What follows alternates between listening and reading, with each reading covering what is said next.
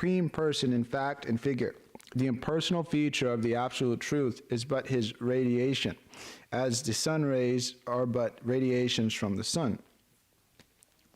Om Jnanatimanandasya Gananjanjana Shalakaya Chakshurumanitam Yena Tasmai Shri Guruve Namaha Shri Chaitanya Manobishtam Stapitam Yena Bhutale Shrayam Rupa Kanamayam Nadati Swavarantikam Vandeham Shri Guru Shikta Parakamanam Shri Guru Vaishnamam Shri Rupam Sagrajatam Sagana Raganaptam Mitam Tam Shajivam Savadvaitam Savadutam Prijana Saritam Krishna Chaitanya Devam Shri Radha Krishnapadan Sagana Lalitam Shri Vishakamitam Shah Nama Om Vishnu Padaya Krishna Prishtaya Bhutale Srimante Bhakti Vikas Swaminiti Namane Nama Om Vishnu Padaya Krishna Prishtaya Bhutale Srimante Bhakti Vedanta Swaminiti Namane Namaste Saraswati Devi Gauravani Pracharine Nivishesha Shunivari Pachkatare Satarine Jai Shri Krishna Chaitanya Prabhu Nityananda Shri Advaita Gadadhar Shivasari Gaura Bhaktavinda Hare Krishna Krishna Krishna Hare Hare Hare Ram Ram Ram Hare Hare.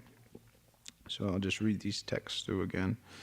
So text 9, his mouth expresses his happiness, his eyes spread like the petals of a lotus, and his garments, yellowish like the saffron of a kandamba flower, are bedecked with valuable jewels.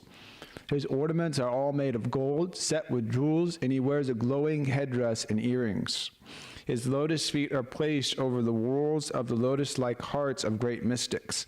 On his chest is the Kaustuba jewel engraved with a beautiful calf, and there are other jewels on his shoulders. His complete torso is garlanded with fresh flowers. He is well decorated with an ornamental wreath around his waist and rings studded with valuable jewels on his fingers. His leglets, his bangles, his oiled hair curling with the bluish tint, and his beautiful smiling face are all very pleasing. All right.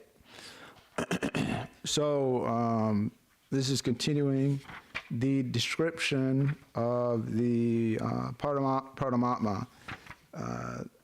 The name of the chapter is The Lord in the Heart. So, so in the previous chapter, King Parikshit was asking about, he asked some different questions, but he was asking, you know, like what is the object of meditation, and how do you meditate, and then how do you get the dirty things out of the heart? So Sukadeva Goswami explained one aspect, which was the Virat Rupa, which is, you know, you see the, you know, this as you know, the bones as the mountains and the trees as the hair. So he gave that whole description. And then now he's moving on to the description a little bit more of an advanced aspect of yoga, or a more advanced yogi. So that yogi focuses on the Paramatma and the heart. So that's what these verses are going on. So what exactly is to be focused upon? And so the description is given there, that, you know, that his mouth expresses his happiness. So it's not that the Paramatma is frowning or is depressed or whatever, it has no emotion. There's some happiness there. There's some picture also, I could maybe pull it up, of the Paramatma. I think you were trying to pull it up yesterday. Yeah. There's a couple ones. This is like an old, I'll pull it up.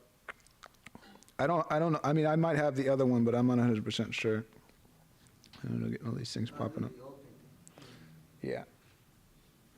So, anyways, but anyways, I guess I still do like it. But so this what, anyways, this was one of the first ones of the Paramatma. There's another one also. This is just the one that I have right now. But anyways, we could see. So Krishna is looking happy. And so as the description goes, one important aspect also is that, well, there's a couple important aspects. So one main aspect is that, so I mean, just from, a speculative point of view, it's generally more pleasing to hear these descriptions than the descriptions, like we were saying before, that you know, the supreme, you know, you think, you know, that you see the rivers, you see the veins, and all this kind of like, you know, seemingly poetic talk. In one degree, it's nice, but much nicer is directly beginning to glorify the personal aspect of the Lord. So the Paramatma feature, because is a person, there's some qualities there. So two important points. So one important point is that all the descriptions of Krishna or his expansions are based on the Shastra. And because they're based on the Shastra, the pictures are also. Just like we read all these things here, it's described that Krishna has, yellow dhoti, and all these descriptions are given.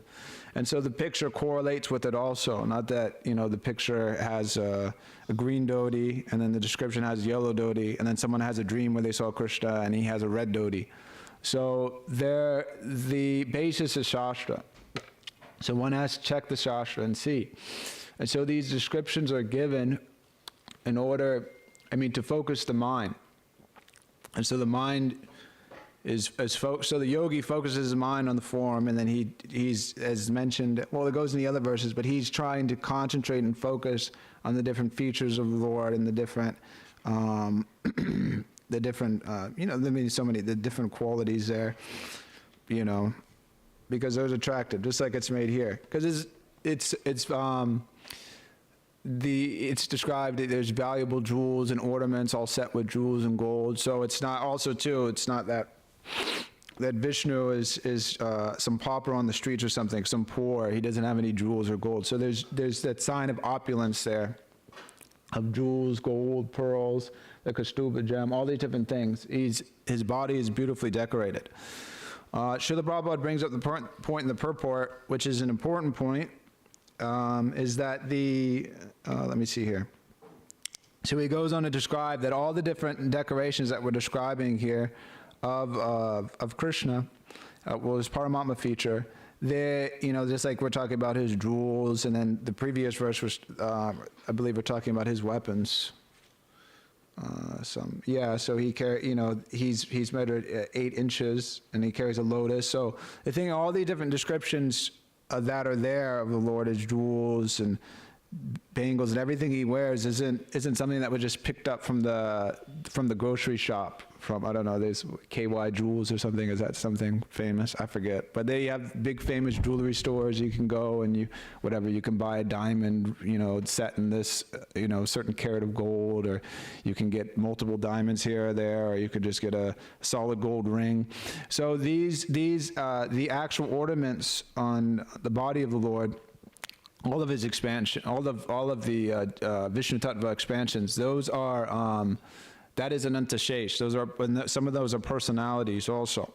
They're actual people, the actual beings or expansions. It's described that in the I just described all over in the Shastra, but that in the spiritual world, and like the Lord's seat and his bed and his shoes and all the different things. Well, specifically, some things are direct expansions of devotees, but they're generally understood as Ananta Shesh, Balaram. So so Krishna's spiritual variegativeness is not material ingredients; it's spiritual ingredients. So that just adds to his beauty and is amazing, and we can only imagine what that must be like.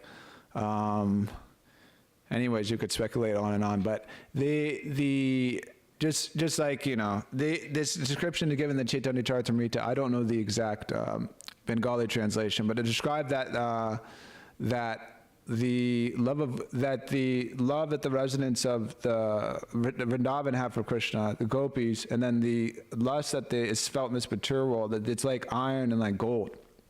So all the beautiful gems and wonderful diamonds and the greatest jewels and treasures of the material world, they cannot equal or compare to the gems in of the spiritual world, what to speak of the jewelry found on the body of the Supreme Personality of Godhead himself. So this is giving some hint in the purports of the beautiful spiritual qualities, the body of the Lord. So Krishna's body is so amazing and so variegated, and even in different expansions of the Lord, he displays different opulences, and then he wears different ornaments to express that. Just like when Lord Ramachandra was in the woods of Ayodhya, he adopted, I believe, some was some bark of was tree bark and things like that he was wearing. He wasn't dressed in his usual king attire. And Krishna is also, when he's in Vrindavan, he dresses a certain way, and then when he leaves Vrindavan, he dresses in a different way when he's in Dwarka. And so these descriptions are given there of the transcendental beauty of this Supreme Personality of Godhead. So,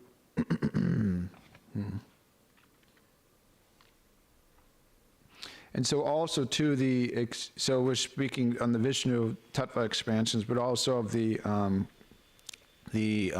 expansions of Shri, of Lakshmi. Similarly, these transcendental attributes also apply. There might be there's some descriptions of Lakshmi given, mostly focused on Vishnu, but anyways. So, just kind of moving on to text 11. So this text brings out a very important point, which we touched on a little bit, but this particular point brings up that the personality of Godhead is the most beautiful person amongst all others. And Srila Sukadeva Goswami describes every part of his transcendental beauty, one after another, in order to teach the impersonalists that the personality of Godhead is not an imagination by the devotee for facility of worship, but the Supreme Person is the Supreme Person in fact and figure. So there's two things there. So the one thing is that that Krishna's beauty is endless. I forget exactly who. It's on the tip of my tongue, but the one Sri Vaishnava devotee of the Lord who just described, I think, just the shoes of the Lord. What's his name? Vedanta Deshika. So how many? What he wrote? 1,000 verses or 1,000 verses? So if you actually look, so this one devotee, Vedanta Deshika, he wrote 1,000 verses describing the beautiful attributes of the Lord's shoes in Vaikuntha. So 1,000 verses is a lot. I mean, maybe we can talk for a couple minutes, and maybe write a paragraph or something. But 1,000 verses, and then it's all poetically, I mean, it's like a whole thing, Sanskrit. It's not like English poetry where you just, if it rhymes, that's it. So there's rules and regulations, and the words come together and things like that. So he wrote so many verses glorifying just the feet of the Lord. And so that's actually where the meditation begins generally. Usually it begins at the feet and moves up. There's all the description given focusing on the beautiful qualities of the Lord in the third canto. I won't read that, but if you're interested in that, that's in Canto 3, Chapter 28. And that it starts on text 21, but a little bit before that also. And that begins at the feet of the Lord, and then moving to his ankles, and then like that, and his waist, and then on his chest Lakshmi resides. And it describes his club and how there's drops of blood on it from smashing demons, and then it moves up, just describing different features of the Lord's body. And so his body's beautiful. So you can, and there's so many different verses also that are just scattered about the Bhagavatam, just describing the beauty of the Supreme Personality of God, his body, of his feet, and his ankle bells, and all these different things. And so these descriptions are there because Krishna is amazing and beautiful, but they're also there to attract and inspire us also. To pull our mind away from the so-called beautiful things in the material world. Because at the end of the day, nobody is as beautiful as Krishna and his devotees. There's nobody walking around. Even if someone did try to, walk around like the description given here, they would look funny. Because there's a little bit out of place, and that was the funny thing about Pundraka, and because he was dressed like Krishna, trying to dress like Vasudeva, and so he had these. I don't know if they were real hands or not, or if they were fake. They were fake. I don't know. I read something that he got like some benediction or something. I forget. I'd have to look exactly. I thought. Yeah, I remember that. It might say something in the Bhagavatam. Anyways, he had fake hands, and so he looked a little funny. And then I think he tried to paint himself blue or blackish or something, but it was like a little off. And then he had some, some clubs. Everything was fake. And he wanted the disc from Krishna, the Sudarshan Chakra, because Krishna had stolen it away from him. It was his rightful claim. So, what to speak of actually. One time when I was in Vrindavan, there was some man who was actually dressed like Krishna, and he was just sitting there chilling on the steps of Vrindavan. So a couple funny things about that. The first funny thing was that, he didn't look like Krishna, and he had a flute, and he had the whole thing. It wasn't just like, he just like whatever, had a yellow dhoti on. He had a yellow dhoti, and he didn't have no shoes, and he had a flute in his hand, and he had a turban on and a peacock feather, and he had his shirt off, and he was just chilling in the Krishna Balaram temple, twirling his flute for a couple days, actually. And so the thing, it looked funny, and it was funny. And no, I don't know, huh? No, yeah, he was just chilling there. And so we got a couple laughs at it. There was some other godbrothers there, the Gokul Chandra Prabhu and Rashik Shekhar Prabhu. And so Rashik Shekhar Prabhu had mentioned, did you see Krishna outside? And I started laughing, saying, yeah, I did see him. And he would just say, what the heck is this? Like, who is that guy? So anyway, it looks funny because it's not Krishna. And it's not very attractive either. Because the thing is that it's just, somebody dressing their blood, mucus, and stool with different ornaments of the material world trying to look like Krishna. So it just looks funny. So Pundraka looked funny, and this guy in Vrindavan looked funny trying to dress like Krishna. And it's laughable. And so anyways, but the thing is that Krishna can pull the look off. Sometimes people, they get a haircut or get a style or whatever, and they said, oh, that you can't really pull that haircut off, or you can't pull it off or whatever. Doesn't look good on you. But all these wonderful things, they look good on Krishna, and they look good on his devotees, and it's exciting and amazing to see. And it's because it's transcendental, it's spiritual. Krishna's beauty is not material. It's like sometimes people see the science of self-realization. And because generally beauty is attributed to women, so they'll see that form of Krishna and they'll think, oh, that's a very beautiful woman with the long hair. But it's because Krishna is so attractive, and people, they generally don't ascribe beauty to men, they describe it to women. So they think that's a very beautiful woman. But Krishna is more attractive than any woman in this material world. All the residents of the spiritual world are attractive than the greatest things that we can see in this material world, both personally and then impersonally, amongst like nature and things like that. And so there's so many descriptions there. So Srila Prabhupada hits on the other point. So these descriptions that are given of Krishna, of his devotees, of the spiritual world, it's not some imagination, facility for worship. The personalists will think like that. And there's different types of impersonalists. There's hardcore impersonalists, which they read the Shastra and they read these different things, and then they click it back to some other world, which Brahman was mentioned or something, and then they misinterpret the whole text. And that's given there in different things.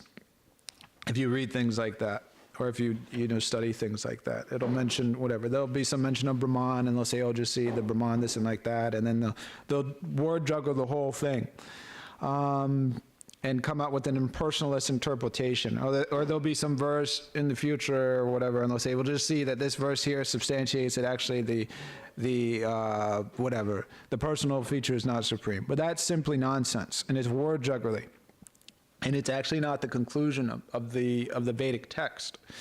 There's three features of the absolute truth. What is Brahmeti Paramameti Bhagavaniti Sabhyate. So Brahman is the impersonal aspect, the Paramatma is the localized feature of the Lord, who is spread all over the material creations. What is this? Andatarashtra Paramanucharadastam. So this is mentioned in the Brahma Samhita, that the expansion of Govinda Mari Purusham Tamaham Bhajami, he's situated even within all the atoms. So he's everywhere in the material creation. From his effulgence, is shining through in the material world, and then the sun is reflecting that Brahma Tejas. And then he's situated in between each atom as an expansion. So everywhere is Krishna. But then he's doing all these things, but then Goloka Evan Akilatma Bhuta. So he's situated in his Goloka Vrindavan planet, personally. So this is the verdict of Shastra, and it's not an imagination. So they'll say different things, and they'll interpret in this way and that way. Anyways, we need to go in all the details. But they'll pretty much just say, well, and there's so many things they may say. Well, when Krishna comes, he accepts a material body, and so he's completely spiritual, but then he accepts a material body. But Krishna explains in the Bhagavad Gita that he doesn't. Ajopi sanyavyatma bhutanam ishvaropitam prakritim swamadishtaya sambhavam yatmamayaya. So he explains that when he comes down in his unborn, he's not born in his transcendental form by his own internal energy, by prakritim. So all these descriptions, so it's important to have, and there's some word for it, I forget, but there has to be some bandhan has to be understood properly of who is Krishna and who we are and our relationship to him. Because otherwise, if these things aren't understood properly, then people are reading and people are chanting, but what are they reading, what are they chanting? They're chanting Hare Krishna because they think that they'll become Krishna. Or they're reading the Srimad Bhagavatam, they think it's very nice, and then they think that all these descriptions given of Krishna is actually themselves. Or then they, whatever, and then fancy things nowadays that people, they read all the books and they follow different avenues of the Vedic culture, the Vedic sciences, whether that be astrology or that be Ayurveda or whatever. And then they attribute that all these things, well, they actually don't exist, but they're just, whatever. It's just, I don't know, they say different things, but it's all not actually real. So the thing is that this is very real. And the only way to understand these things and these conclusions in Shastra is that one has to get the information from the proper source. It's like we're hearing these descriptions of the Supreme Personality of Godhead given from Sukadeva Goswami. The Srimad Bhagavatam is spoken by Sukadeva Goswami. And Vyasadeva also, different parts, Narada Muni, different great souls, devotees, they speak their realizations on the nature of Bhagavan. Krishnastu Bhagavan Swayam, which is the central focus of the Srimad Bhagavatam. All the different texts, they come back to that point, that Krishna is the Supreme Personality of Godhead. So this is the reference by which we understand all the other texts in the Bhagavatam.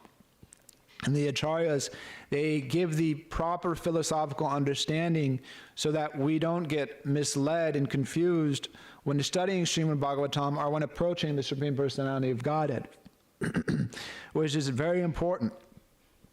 Because they may say so many things, and they may be very intelligent in Sanskrit and quote different verses, but we can understand very simply just from reading Srila Prabhupada's purports and reading his books that the impersonal understanding of the absolute truth is faulty, that it's not the complete understanding, and that it's not the goal of life just to understand these different subsidiary features of the Supreme Personality of Godhead.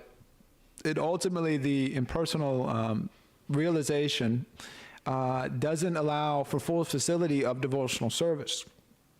Because just like here, this light is shining in my face. So and you can stare at the light for some time and look at it, but then what can you describe? It's just some light. It's very bright, whatever. And then it's eternal and this and that. That's about all that you can get out of it. It's a bright light. But then when you move past the light and the light is removed, as is described in the Sri Upanishad, then the real description begins of the beauty of the Supreme Personality of Godhead, of the beauty of the spiritual world, of the Vaikuntha planets. Srila Bhaktisiddhanta Saraswati Thakur makes the point, I believe, in the Chintamani Prakara Sadmusu verse, that the beauties of Krishna and the spiritual world are not some fanciful imagination of, the Prabhupada gives this purport also and reads this, and I think it's like the first or second album, and the Brahma Samhita prayers that he sings. So he explains in that the beauty of Krishna is not that's just some poet. He looked at all the beautiful things of the world, and then he meditated for some time and took it all in, and then he expressed this beautiful poetic description of someone called Krishna. That's not the case. The beauty of Krishna is eternal. So when we're approaching God, the Supreme Personality of Godhead, then there's the basic understanding that God is eternal. That's the understanding that the actual position of God is that he was there before everything else. He was the original person. What is this? Adi Purusham. So, Adi Purush. So then that means that the beauty of Krishna, the beauty of the spiritual world, is eternally existing, and it was there before creation. So it's not something that just some person somewhere, they saw all the beautiful things of the world, and then they said, well, this is Krishna, and then like this, or they, the beautiful, what the best thing in the spiritual world would be all these things, because it's it's like creating some dream world or something. So sometimes people have that, they have their dream. Especially nowadays, people have their dream, well, I don't know, maybe not, but they have their dream vacation, their, where they would like to go and enjoy sense gratification, generally the Bahamas or somewhere where it's nice and warm, Bahamas, Costa Rica, where that's generally what and then if you're in India, it's probably America, and then, America somewhere else. If you're in New York, it's Florida. If you're in Florida, it's New York. If you're in or California, and if you're in California, New York, then if you're in Europe, it's somewhere else. So it just, whatever. Everybody and everywhere in the material world, they just want to get somewhere else because they think they'll be more happier there. So, but it's not like that. The spiritual world and the descriptions given there they're given by realized souls who are actually seeing that also, who are experiencing that simultaneously. And so they're coming to attract us to go to the spiritual world. Just like yesterday I was hearing, and Srila Prabhupada was speaking with some man. And so anyways, he was speaking a lot of interesting things. But one thing that he was explaining was, he was asking this man, have you ever been, he was like, have you been to the moon? And then, so the man obviously hadn't been to the moon. No, I haven't been to the moon. So Srila Prabhupada said, then why do you believe that that they're going to the moon and all these different things? And so the man said, well, I know somebody that's been there. And then Prabhupada cleverly replied that, no, you don't know someone that's been there. You know somebody who's in the newspaper that they say that's been there. And so you take the authority of the newspaper as the factor of whether the moon exists or not. So he was just making the simple point that, that the devotees, that they accept the authority of the Bhagavatam, of the Vedas, that of, what is the tangible reality of who Krishna is and his place and his world and things like that. So, and it's simply a matter of taking authority. And then you can argue so many things, but basic truth of the matter is that individual, and so many things that we don't know also, or in the material world, that they take the authority of the, whatever, the scientific book, or the medical book, this, that, and the other thing. Those books are taken as the overriding authority, and so then we say, well, that person's there, he's done that, but you haven't seen that person, you don't know who that person is. So it's not so much of a far-fetched proposition to actually have full faith in these descriptions of Shastra, at least from that angle of vision. And one should actually have full faith in the verdict of Shastra. Because the thing is that someone may, when we engage in the process of devotional service or Krishna consciousness, we experience the nature of the absolute reality. Just like I was reading in the Bhagavad Gita last night. And I forget where exactly, but it's in the second chapter. And Srila Prabhupada was making the point that there's no difference between the personality of God and devotional service. And so that's a very big statement, actually. So there's, in that sense, that when we're engaging in devotional service, we're associating with the Supreme Personality of Godhead. There's no difference, because it's purely spiritual. And it seems like there's a difference. That's because that there's so much material covering over our heart, covering over our innate spiritual, just our actual self, our spiritual self, our form and everything. So when we engage in the process of Krishna conscious devotional service, we begin to have realizations on the nature of Krishna, on the nature of devotional service, on the character of devotees, on the transcendental position of the spiritual master. All these things, we read about them, they're theoretical, but then they become vegan, they become realized knowledge.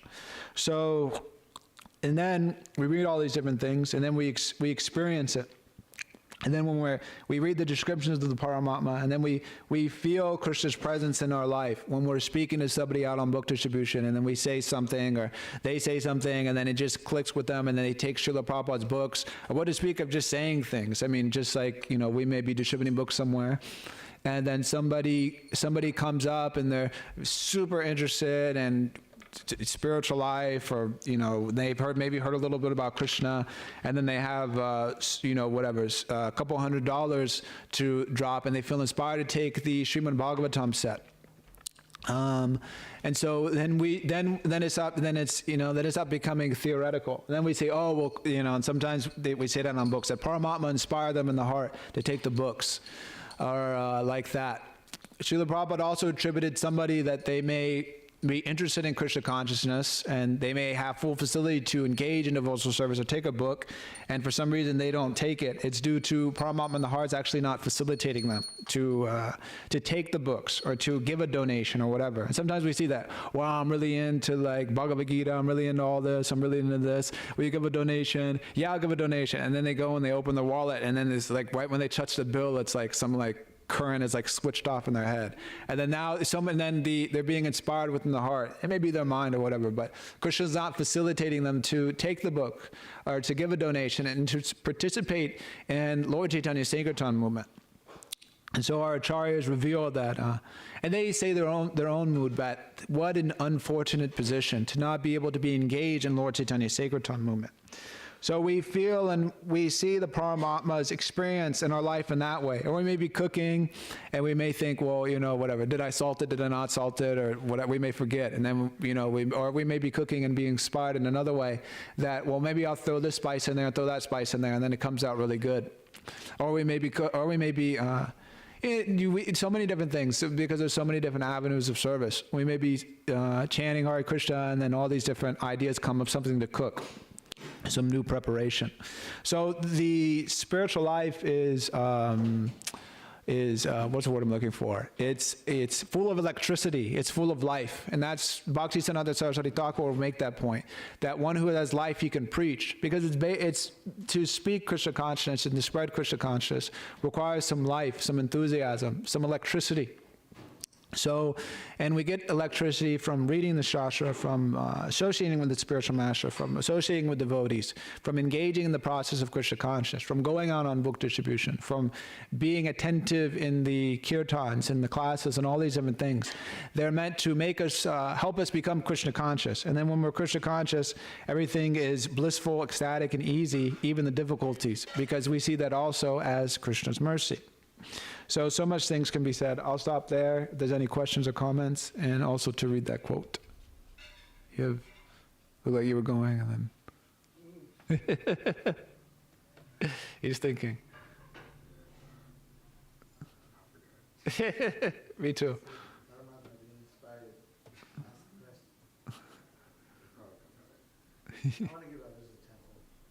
Okay.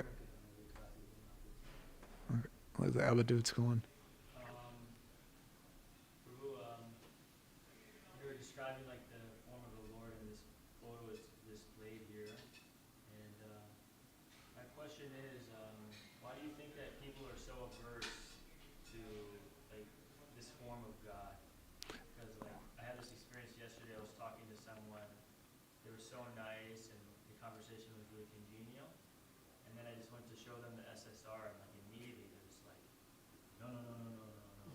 Mm. And why is it that, why are people so averse to like seeing, this form of God? Because the Vaishnavas, they're not like completely rejecting other forms of God. So why is it that?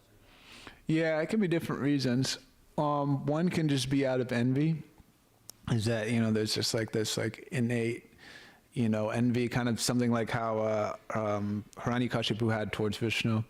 Another thing is that some people, just like culturally speaking, they may have grown up just like with this understanding that to give form to God is like blasphemous, and it's like you can't do that, or they're just worshiping some person, and it's like, how can you like say that this is God? Huh?